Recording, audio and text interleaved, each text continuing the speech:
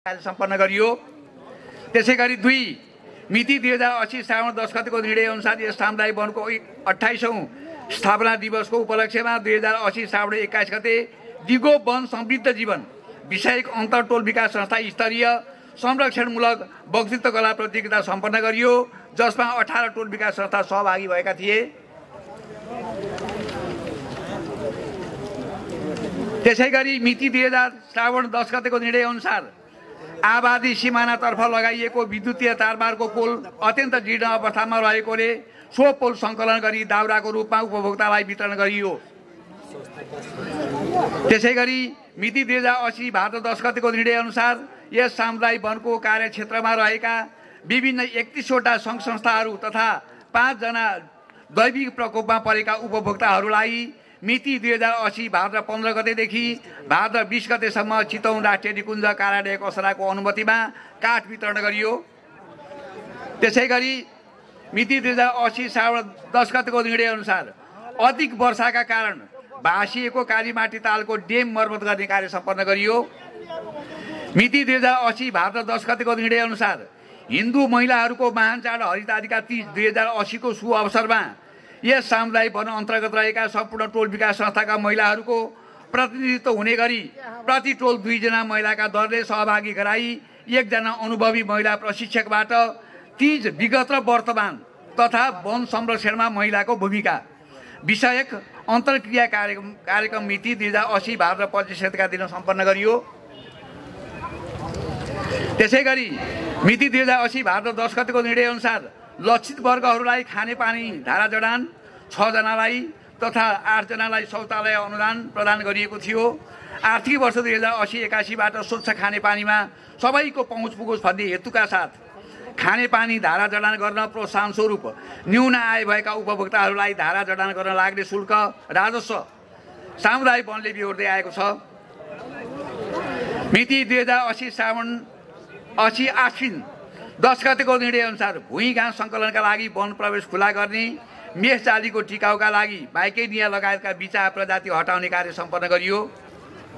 त्यसैगरी मिति 2080 आश्विन 20 गतेको निर्णय अनुसार सामुदायिक वनको खण्ड 1 र 2 को सिमानामा रैथाने प्रजातिको संरक्षण एवं पुनरुत्पादनका लागि निर्माण नमुना प्लटको गोडमेल बिचा प्रजाति हटाउने लगायतका कार्यहरू सम्पन्न गरियो।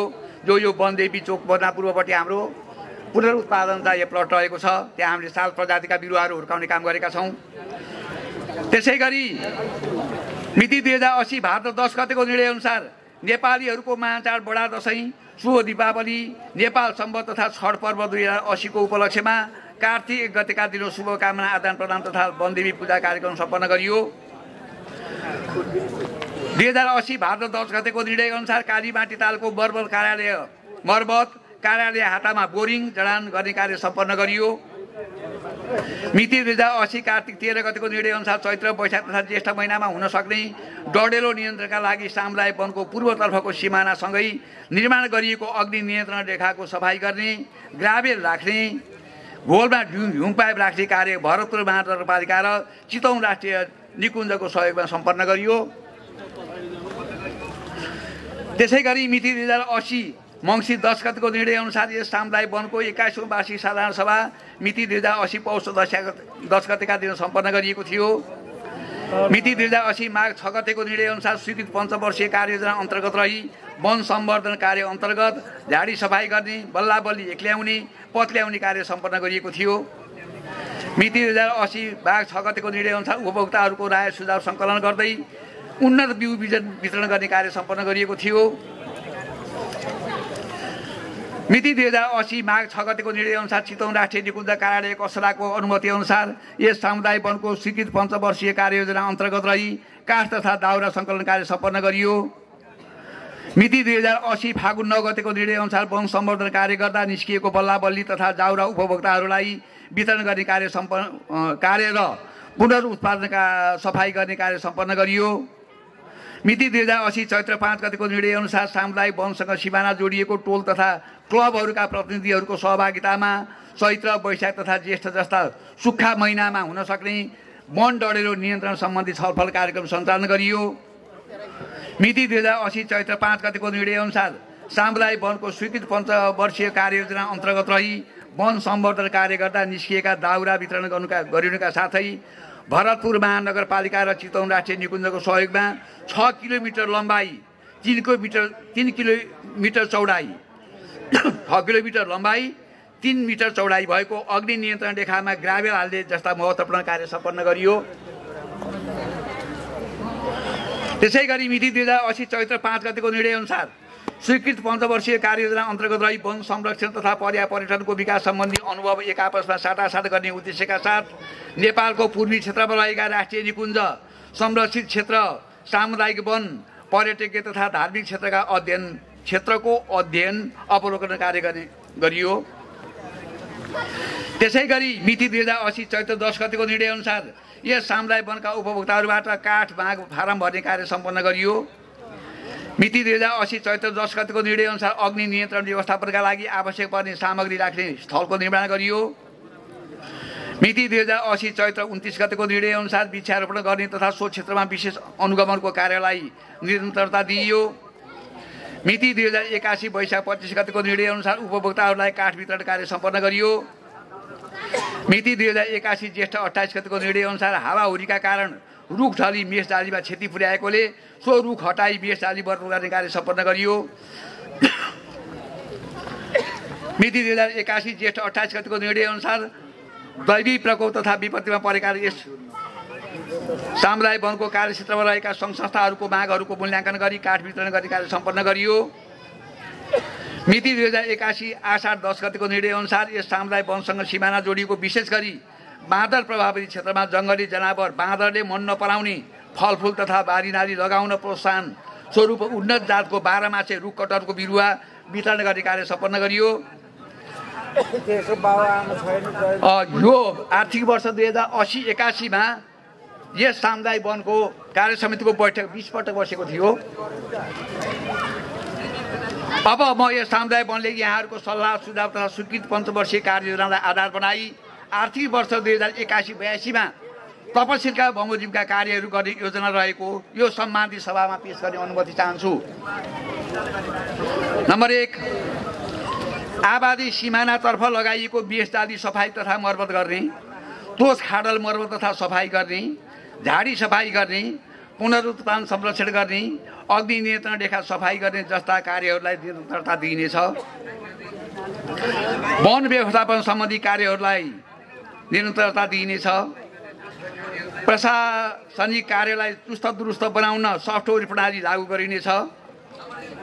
संस्थाको वेबसाइट बनाई प्रचार प्रसार गरिनेछ। संरक्षण तथा चेतनामूलक कार्यहरूलाई अविच्छिन्न गराइनेछ। वन, वन्यजन्तु, जैविक विविधता तथा सिमसार क्षेत्रको संरक्षण सम्बन्धी कार्यलाई बढावा दिइनेछ। पर्यटन पूर्वाधार विकासका लागि स्रोत खोजी आवश्यक कार्य अघि बढाइनेछ। जीव सफारी तथा कालीमाटी तालमा डुङ्गा सहरको व्यवस्था गरिनेछ। आदिवासी जनजाति विशेष कार्यक्रम अन्तर्गत तिनीहरूको वेशभूषा, कला, संस्कृति तथा परम्परा जगेर्ना तथा संरक्षण सम्बन्धी कार्यक्रमहरू सञ्चालनमा सहयोग गरिनेछ। सामुदायिक वनसँग सिमाना जोडिएका टोलका अति विपन्न वर्गका उपभोक्ताहरूलाई यस वर्ष पनि शौचालय, धारा, गोबर ग्यास, अनुदान सहयोग तथा जीवनस्तर उकाट्ने अन्य कार्यक्रमहरू सञ्चालन गरिनुका साथै मध्यवर्ती क्षेत्रका अति विपन्न उपभोक्ताहरूको मृत्यु भएमा अन्तिम संस्कार कार्य गर्न दाउराका अतिरिक्त आर्थिक सहयोग स्वरूप रु 5000 रुपियाँ मात्र दरले सहयोग गर्ने निर्णय प्रस्ताव गरिएको छ। त्यसै गरी यस सामुदायिक वनको विधान तथा कार्ययोजनामा उल्लेख भएअनुसार वन समूहले आह्वान गरेको समयमा उपस्थित नहुने उपभोक्ताको तथ्याङ्क राखी उनीहरूलाई सक्रिय बनाउन पहल गरिनेछ। सिमसार क्षेत्र तथा घाँसे मैदान संरक्षण सम्बन्धी कार्यक्रमहरू गरिनेछ। कालीमाटी ताल तथा रातमाटे तालदेखि दक्षिणपट्टिको भूभाग र हरिहर मन्दिर अगाडि रहेको खाली भूभागमा घाँसे मैदान बनाई संरक्षण गरिनेछ। सामुदायिक वन संरक्षण सम्वर्धन तथा जलवायु परिवर्तन सम्बन्धी जनचेतना अभिवृद्धिको लागि उपभोक्ता स्तरमा आवश्यक क्रियाकलाप गरिनेछ।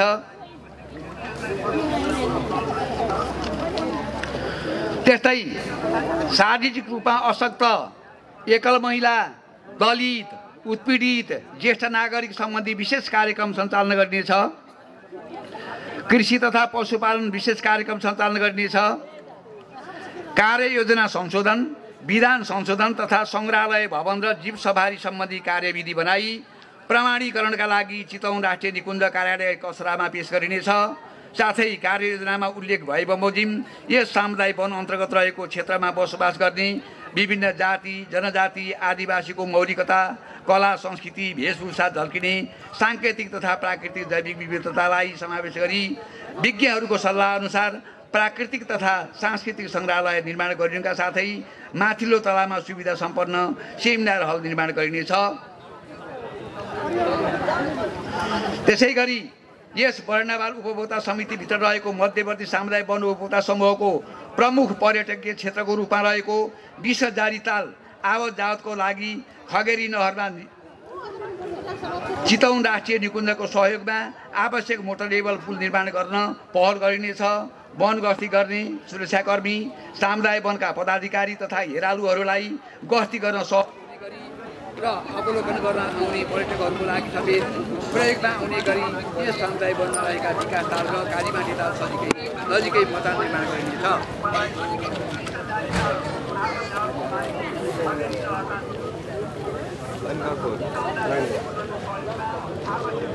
त्यसैगरी यस सामुदायिक वन उपभोक्ता समूहको कार्ययोजनामा उल्लेखित आर्थिक वर्ष 2081-82 गर्नुपर्ने कार्यहरू साथै प्रमुख कार्य मानव र वन्यजन्तु बीचको असमझदारी नियन्त्रण गर्ने पर्यावरणको पूर्वाधार विकास गर्ने सहभागितामूलक संरक्षण सम्बन्धी क्रियाकलाप तथा जलवायु परिवर्तन सम्बन्धी क्रियाकलापमा विशेष जोड दिइनेछ। अन्त्यमा यस सामुदायिक वनले आयोजना गरेको विभिन्न कार्यक्रमहरूलाई सफल बनाउन प्रत्यक्ष वा अप्रत्यक्ष रूपमा सहयोग गर्नुहुने सम्पूर्ण सङ्घ संस्था बुद्धिजीवी समाजसेवी राजनीतिक दलका प्रतिनिधिहरू सम्बन्धित निकायका साथै सम्पूर्ण उपभोक्ताजीहरूप्रति आभार प्रकट गर्दछु।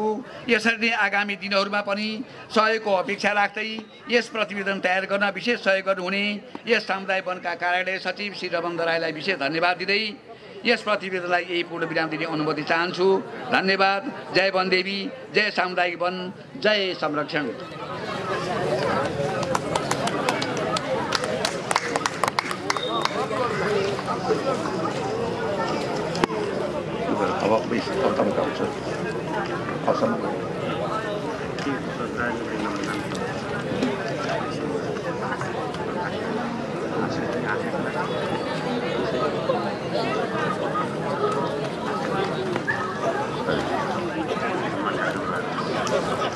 अब हामीले सम्मान कार्यक्रम राखेका छौँ।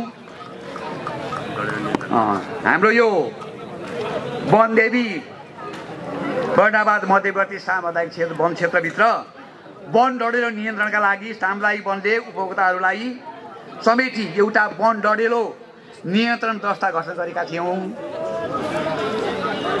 सो दस्ताकी श्री आशामाया गुरुङले वन डढेलो नियन्त्रणमा दिनुभएको योगदानको कदर गर्दै सम्मान गर्ने कार्यक्रम रहेकोले उहाँलाई खादा अथवा सल उडाई सम्मान गरिदिनु हुन संस्थापक अध्यक्षज्यूलाई हार्दिक अनुरोध गर्दछु।